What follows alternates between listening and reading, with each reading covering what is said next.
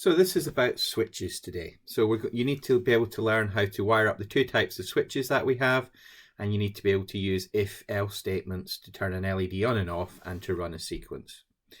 So first of all, the circuit diagram, all our switches have three connections. They have what's called a common, and then they have an NO, which stands for normally open, and an NC, which stands for normally closed. And the idea is that when you don't press a switch, the common is connected to the normally closed. And when you do press the switch, then the common is connected to the normally open. Now, the two switches that we've got have two different ways of doing this. So the first one that you can see here, so this is the first type of switch, and this is a slide switch, so when you set it, it stays set. Now the common one on this one is in the middle, and then the normally open and normally closed are at either side. It doesn't really matter which way around they go because you can leave the switch on either side, it just matters which side you slide it to.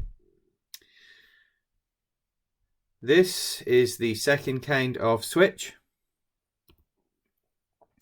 And we've got one to show you.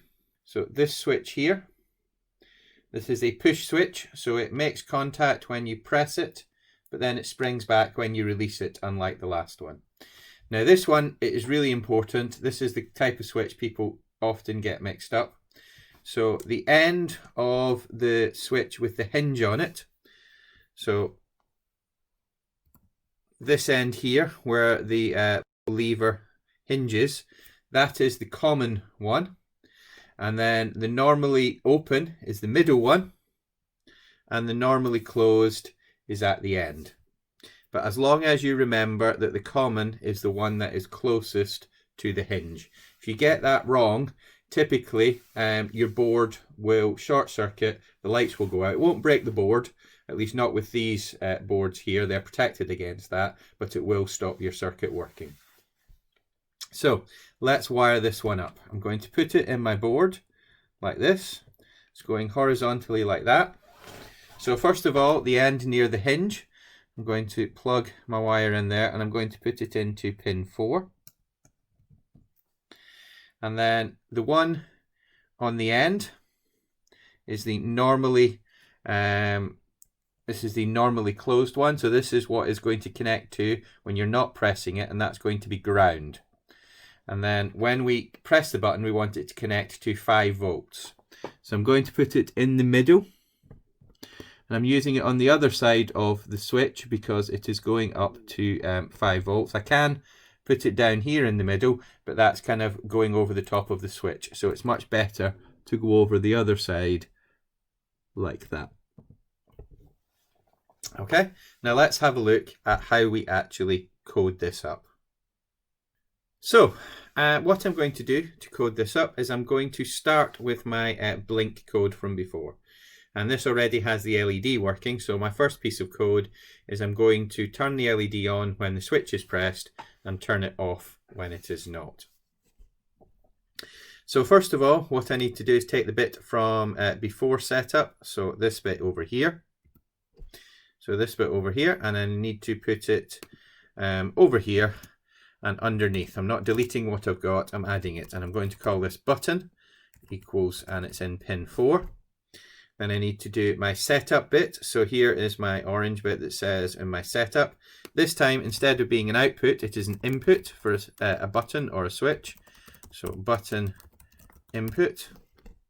Now, what I need to do, digital read basically reads the state, but it returns and tells us whether it's pressed or not. So what we actually need is we need a little bit more down here. So we need if, and then the question, and digital read is the question. So is the button pressed? So I'm going to type if digital read. Now this returns true if the button is pressed and false if it's not, because of the way I've wired it up. And then I need these curly brackets. So I'm going to type the first one, press enter, and it indents it for me and gives me the closing bracket. So I want to turn it on when the button is pressed. So I'm going to write digital write LED high. Then I'm going to delete this bit of code here. So let's upload this and test it and see if it works. Before I do that, I'm going to save it. So I'm going to save as, and I'm going to call it button blink, and we'll see why in a minute. Okay, so hit the upload button, and it's going to compile. This will take probably a bit longer on your computer than mine, but we don't know. We'll need to just see.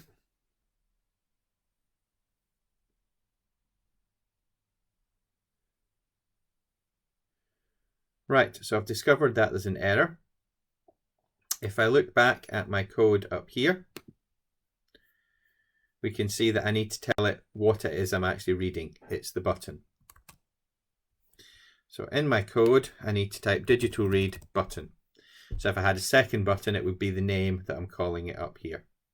So let's try that again.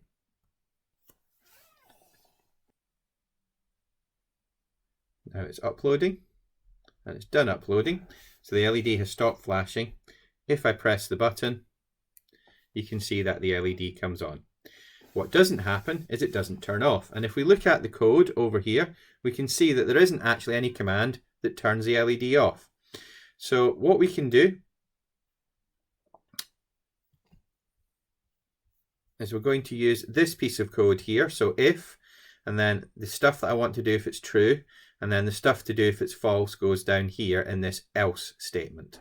So let's create an else. So I'm going to type else. I'm going to create an open bracket, press enter, and it creates my closing bracket and puts me in the right place. So I'm then going to write digital read LED low. And I'm going to upload this.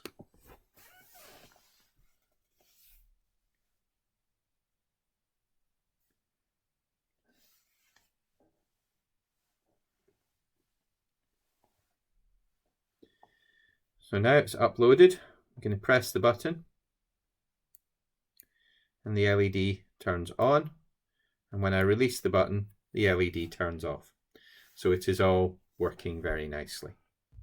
However, we can do more than that because we are not just limited to one statement in between this opening bracket and this closing bracket.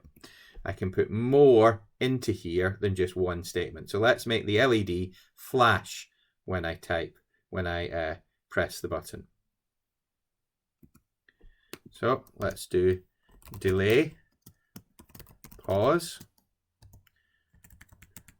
need a closing semicolon, and then I need digital write LED low, and then my pause at the end. Could have copied and pasted that from the code. Now, this is where it's really important that we do the indenting. Okay, it makes no difference to, it will run without it, but I can see very clearly that it's this section that's repeating in my loop. And in my if statement, what happens when I press the button? Well, it's the bit that's indented. So the indenting helps to make your code a little bit clearer. So let's upload and see what happens.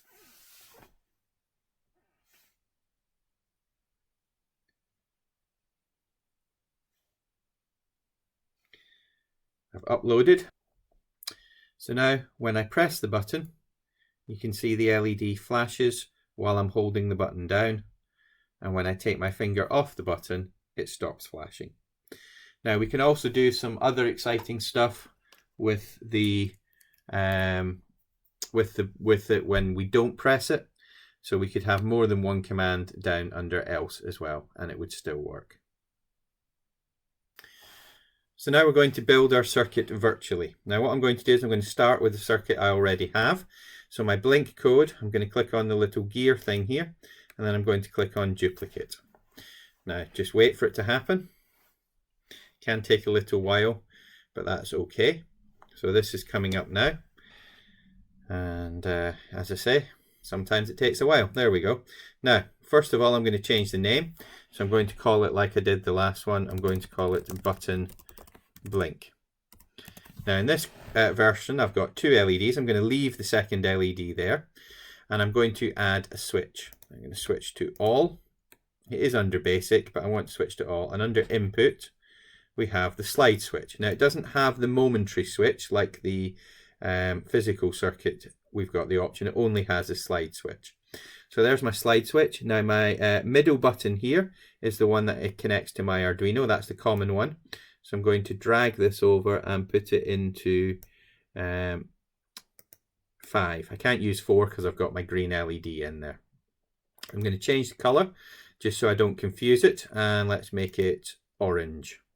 Okay, so we can see clearly what is connected to what. Then I'm going to drop one side of this down to the ground, and the other side we're going to put up to 5 volts like that. Okay, now I haven't changed the code yet, so we need to put the correct code in. So I'm going to do this by copying and pasting the code from my Arduino that I've already got. So let's open up the code window. And what I'm going to do is I'm going to select all, and I'm going to copy. Can then get rid of that window. I'm going to select all of this stuff here, right click and paste. Okay, so I'm now going to remove my code, and I'm going to start the simulation. Okay, we can see nothing much is happening. Press the button, and again nothing much is happening. Now if I go stop my simulation and I go back to my code, it should, the reason is that I haven't changed the button. So the button was actually on pin 5 now instead of being on pin 4. So let's start my simulation again. Okay, so the button, it's flashing. Click here to turn the button off and it stops flashing.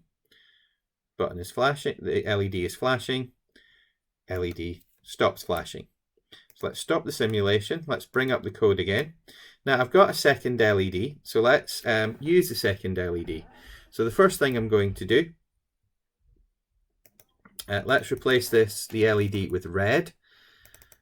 Okay, I've got less options here, so I've not got my search and replace. So I have to remember to do each one.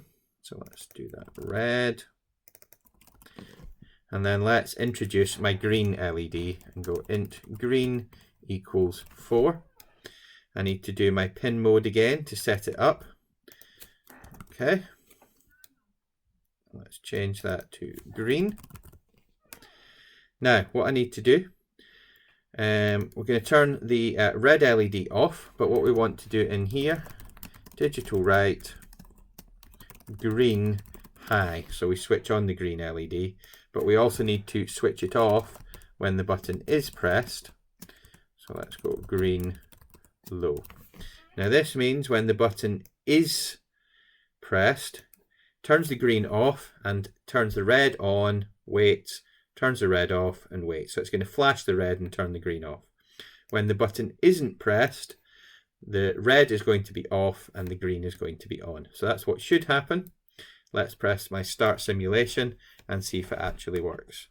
So that's the button when it is in the on position.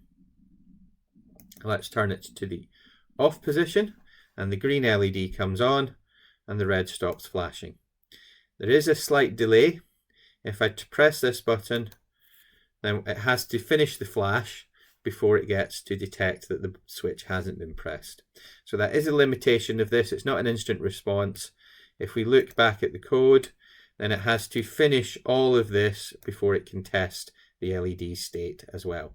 So it's quite complicated to get around that if you want to avoid that. So usually it's not required, but it is just a limitation to be aware of.